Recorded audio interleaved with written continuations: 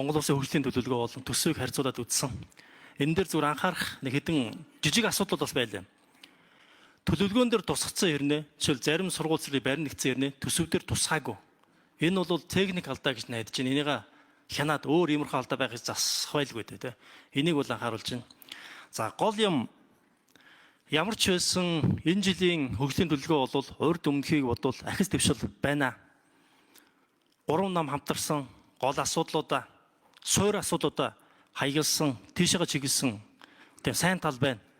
Жишээлбэл үндсэн эдийн засгийн суур шинжилгээний чанартай эрчим хүчний реформ, бусад явж чадахгүй том төслүүдэд явуулах талаар төвлөрсөн байна. Бас нөгөө хэрэгтэй хэрэггүй байшин барилга бариад байдаг гэсэн бол одоо тэр нь илүү эдийн засгийн суур бүтц рүү орсон, дэд үс рүү орсон. Эдийн засгийн өсөлтийн суур болох учраас юм сайн талууд ажиглагдаж байна л да.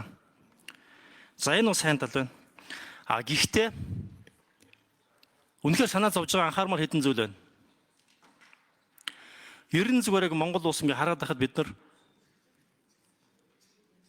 яаж хөгжих бодлогыг нь цэгцэлж харахгүйгээр шууд ажил руу орчдөг. Ажил руу орохдоо томоос нь эхэлдэг, жижиг төслийг тооддоггүй, жижиг зүйлийг тооддоггүй. Эндээс ч хамаг алдаа гардаг. За би жишээ хэлээ л да нэг. Жишээл тээвэр логистикийн зүйл дээр байгаа Монгол улс сүүлийн олон жил зам барилга. Яг үндэ бол яг тэр зам үр өгөөчтэй өсөй тооцсон юм байхгүй байгаа байхгүй. Одоо ч гэсэндээ аймагуудыг холбоно гэж байна, сумуудыг холбоно гэж байна. Эн чинь тэгээд яг хинт хэрэгтэй ямар эдийн засгийн өсөлтийг бий болох юм бэ? Тэм тооцоо байхгүй.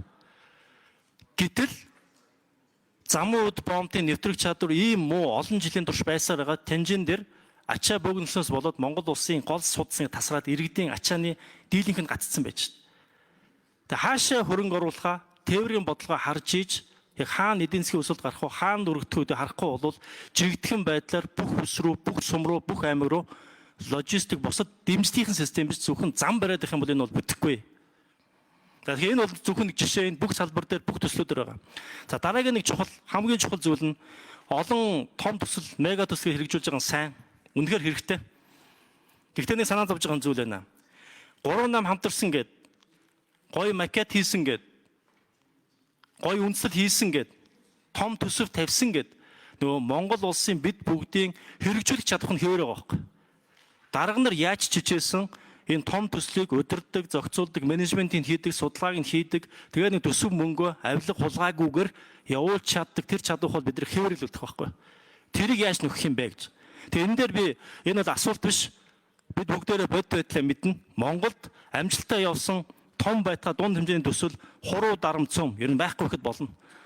Тэгэхээр зүгээр одоо засгийн газарт бол том хариуцлага ирж байгаа. Тодорхой хэмжээний төсвийн орон зай өссөн. Зээл тусламж нь байгаа.